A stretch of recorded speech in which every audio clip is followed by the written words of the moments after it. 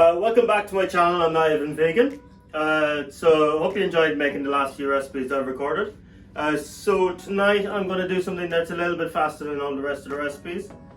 So I'm cooking a risotto. So with mushroom and some fried asparagus. And I'm also going to make some meatballs to go with that as well. Okay, I'm just going to grab the ingredients and we'll get cracking. So in this risotto recipe that you're just about to see, it's got asparagus and meatballs in it. So the asparagus, I just cut up some asparagus and fried it. I had it in the fridge anyway, it was just left over and it would go to waste otherwise. Also the meatballs, so we had burgers during the weekend beforehand, and I don't have a freezer, but the best vegan burgers I find are the Plant Pioneers frozen burgers. So I had some of them in the fridge. Obviously they're defrosted, so instead of just having them go off, I made meatballs. That's why there's only 2 meatballs on each risotto. So in this risotto, the main point of it is that it's a mushroom risotto. Like the asparagus and the meatballs are just additions to it of stuff I've left in the fridge. So that's one thing you'll notice about some of my recipes is that I will chuck in stuff to save on food waste, because I think reducing food waste is quite important. So there's lots of things you can do in your cooking habits to reduce the amount of food you waste in the household. So I think it's important that we all play our part, and thus some of the recipes that I make will be using stuff that normally wouldn't be in those recipes. Okay, let's crack on with the video. Right, so in this recipe I used shiitake and portobello mushrooms. The shiitake mushrooms I had left over from making soup a few days earlier. These mushrooms, they tear quite nicely anyway, so you don't really need to chop them up that much. The portobello just slice into thin slices, then dice a red onion, actually 2 red onions. I dice a mandolin, but you can use a normal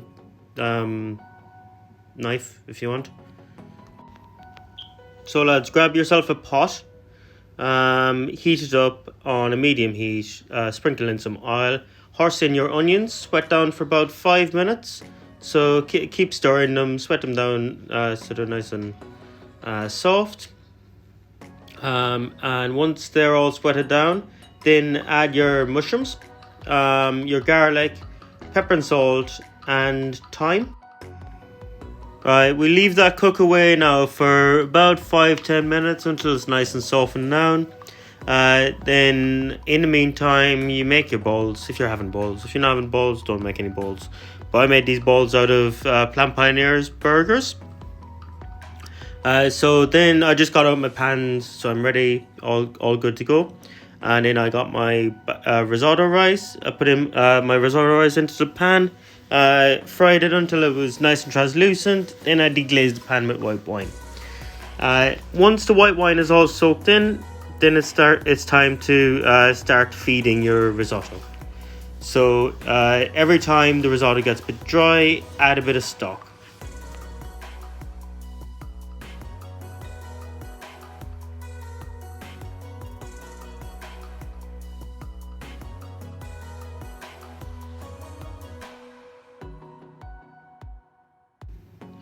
In the meantime, if you're having meatballs, fry up your meatballs on the side. About 8 to 10 minutes depending on how large your meatballs are. And about 5 minutes for the asparagus. So you might see now I'm just stirring in some vegan mozzarella.